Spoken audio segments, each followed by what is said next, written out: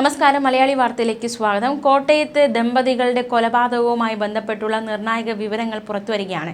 ഈ കൊലപാതക സമയത്ത് വീട്ടിൽ മറ്റാരെങ്കിലും ഉണ്ടായിരുന്നോ എന്നതടക്കമുള്ള കാര്യങ്ങളൊക്കെ പരിശോധിക്കുന്നുണ്ട്. പ്രത്യേകിച്ച് വീട്ടിൽ ഒരു സുരക്ഷാ ജീവനക്കാരൻ ഉണ്ടായിരുന്നു. പക്ഷേ പ്രായാധിക്യവും കേൾവി പരിധിയുമുള്ള വ്യക്തിയാണ് അദ്ദേഹം. അതുകൊണ്ട് തന്നെ ഈ വിവരങ്ങളൊന്നും അറിഞ്ഞില്ല. വിവരം അറിഞ്ഞത് നാട്ടുകാർക്കൊപ്പം മാത്രമാണ് എന്നാണ് പോലീസ് പറയുന്നത്. ഈ വ്യക്തിയെയും ഇപ്പോൾ ചോദ്യം ചെയ്യുകയാണ്. എന്തായാലും വൈരാഗ്യമാണ് കൊലപാതകത്തിലേക്ക് നയിച്ചത് എന്നതടക്കമുള്ള വിവരങ്ങളാണ് പുറത്തു വരുന്നത്.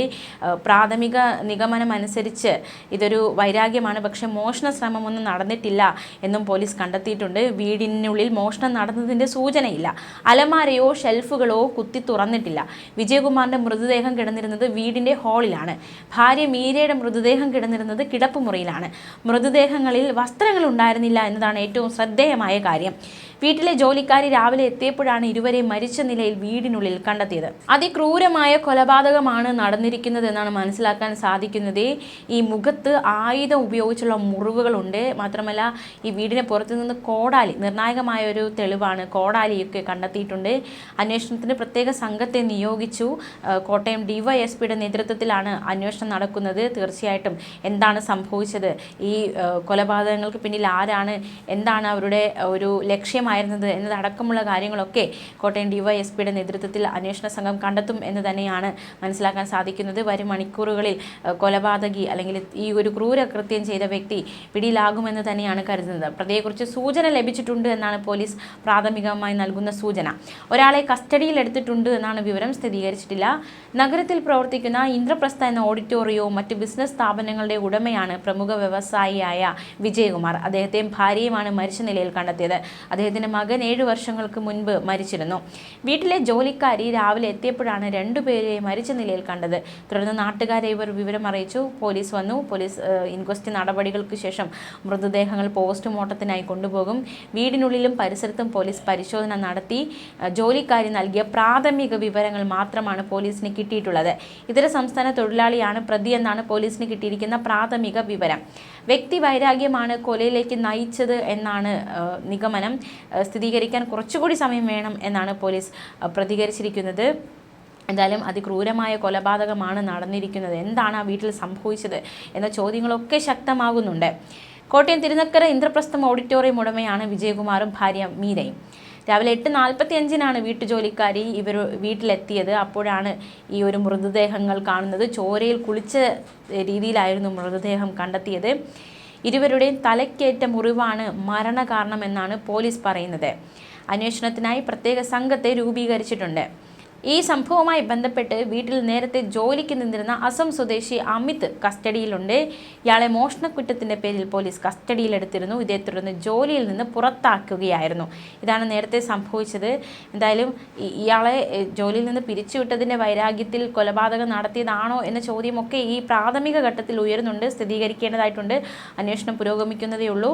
രക്തം വാർന്ന നിലയിലായിരുന്നു രണ്ടുപേരുടെയും മൃതദേഹങ്ങൾ. വീട്ടിലെ ആദ്യത്തെ മുറിയിലാണ് വിജയകുമാറിൻ്റെ മൃതദേഹം കണ്ടെത്തിയത്. കിടപ്പുമുറിയിലായിരുന്നു മീരയുടെ മൃതദേഹം. മൃതദേഹങ്ങളിൽ വസ്ത്രങ്ങൾ ഉണ്ടായിരുന്നില്ല. മുഖം വികൃതമാക്കിയ നിലയിലായിരുന്നു മൃതദേഹങ്ങൾ കണ്ടെത്തിയിരിക്കുന്നത്. അത്രയും ക്രൂരത, അതായത് അത്രയും വൈരാഗ്യത്തോടെയാണ് ഈ ഒരു കൊലപാതകം നടത്തിയിരിക്കുന്നത് എന്നാണ് മനസ്സിലാക്കാൻ സാധിക്കുന്നത്. പ്രാഥമിക പരിശോധനയിൽ തന്നെ സംഭവം കൊലപാതകമാണെന്ന് പോലീസ് സ്ഥിരീകരിച്ചിരുന്നു. ഇതിനിടെ വീടിൻ്റെ പുറകുവശത്ത് നിന്ന് ഒരു കോടാലി കണ്ടെത്തുകയും ചെയ്തു. വീടിൻ്റെ പിൻവാതിൽ തകർന്ന നിലയിലാണ്. അപ്പോൾ തീർച്ചയായിട്ടും അമ്മിക്കല്ല് ഉപയോഗിച്ചാണ് ഈ പിൻവാതിൽ തകർത്തിരിക്കുന്നത്. അപ്പോൾ കൊലപാതകി ഈ വീടിൻ്റെ പിൻവശം അമ്മിക്കല്ല് ഉപയോഗിച്ച് തകർത്ത് വീടിനുള്ളിലേക്ക് പ്രവേശിച്ചിരിക്കാം എന്നാണ് ഇപ്പോഴത്തെ നിഗമനം. ശേഷം കൊലപാതകങ്ങൾ ചെയ്തിരിക്കാം എന്നതടക്കമുള്ള ഒരു നിഗമനമാണ് ഇപ്പോൾ എത്തിയിരിക്കുന്നത്. ആരാണ് കൊലയാളി എന്ന ചോദ്യം ഇപ്പോഴും ബാക്കിയാവുകയാണ്. ഒരു ഇതര സംസ്ഥാന തൊഴിലാളി നേരത്തെ വിജയകുമാറിനൊപ്പം ജോലിക്കുണ്ടായിരുന്നു. ഇയാളെ അടുത്തിടെ പറഞ്ഞു വിട്ടിരുന്നു എന്നതടക്കമുള്ള വിവരങ്ങളൊക്കെ നാട്ടുകാരാണ് മാധ്യമങ്ങളോടൊക്കെ പ്രതികരിച്ചത്. ഈ തിരുവാതുക്കലിലെ വീട്ടിൽ ദമ്പതികൾ മാത്രമായിരുന്നു താമസിച്ചിരുന്നത്. വർഷങ്ങൾക്ക് മുമ്പ് ഇവരുടെ മകനും ദുരൂഹ സാഹചര്യത്തിൽ മരിച്ചിരുന്നു. എന്തായാലും ഈ ഒരു കൊലപാതകവുമായി ബന്ധപ്പെട്ട് പ്രദേശത്തെ CCTV ദൃശ്യങ്ങളടക്കം പോലീസ് പരിശോധിക്കുന്നുണ്ട്. നാട്ടുകാരിൽ നിന്നും ബന്ധുക്കളിൽ നിന്നും പോലീസ് വിവരങ്ങളൊക്കെ ചോദിച്ച് മനസ്സിലാക്കുന്നുണ്ട്. ഉന്നത ഉദ്യോഗസ്ഥരടക്കം വൻ പോലീസ് സന്നാഹമാണ് സ്ഥലത്തെത്തിയിരിക്കുന്നത്. നേരത്തെ ഈ വാർഡ് കൗൺസിലർ അടക്കമുള്ളവരൊക്കെ മാധ്യമങ്ങളോട് പ്രതികരിക്കുകയുണ്ടായി. അറിയാവുന്ന ആൾ തന്നെയാണ്. എന്താണ് സംഭവിച്ചത് എന്ന ചോദ്യമൊക്കെയാണ് അവരും ഉന്നയിക്കുന്നത്.